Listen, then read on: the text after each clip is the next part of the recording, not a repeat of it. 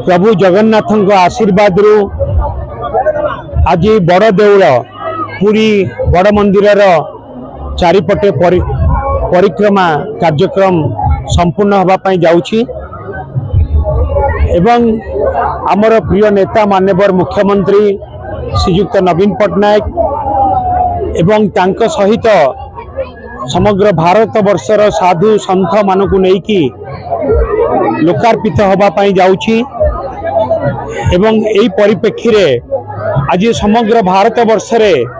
सबु जगन्नाथ प्रेमी मन भितर उत्साह सृष्टि होइछि एवं एक सांस्कृतिक प्रभु जगन्नाथ एक वातावरण सांस्कृतिक वातावरण समग्र ओडिशार सबु गाँ गहली रे लागी रही एवं यही परिप्रेक्षी रे प्रत्येक गाँव रे प्रत्येक लोकंक घरू समस्ते अक्षत चाउल एवं मानसिक गुआ मध्य अर्पण करुचंती अर्पण रथ रे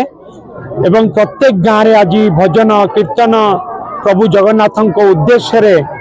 चली एवं आमे समस्ते प्रभु जगन्नाथ पाखरे बड़ ठाकुर बलभद्र पाखरे माता सुभद्रा पाखरे आमे समस्ते प्रार्थना करुचु ओडिशावासी मंगल पाई ओडिशार विकास पाई ओडिशा आउरी आगु जाऊ तापाई आमे समस्ते प्रार्थना करुचु प्रभु जगन्नाथ समस्त को आशीर्वाद करंतु।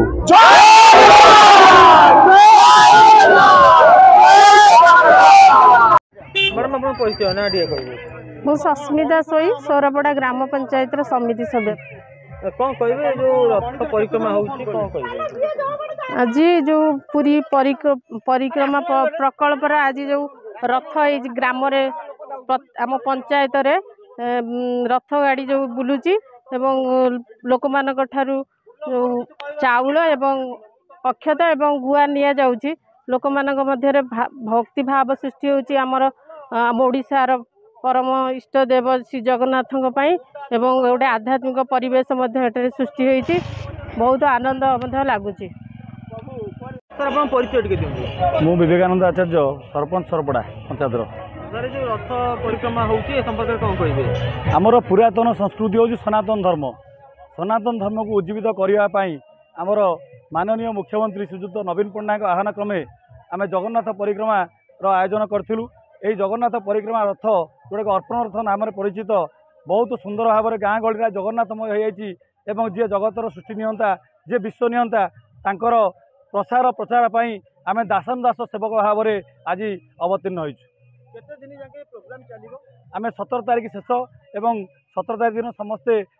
जगन्नाथ परिक्रमा करी जगन्नाथ परिक्रमण रथ से ही शेष हम कौन कहले समस्ते स्वच्छ भाव में जहाँ दान करिसेंती हुंडी रे जहाँ दान करुछंती एवं साहाय्य करुछंती से साहाय्य ही ये परिक्रमण रथर आयोजन होइछि।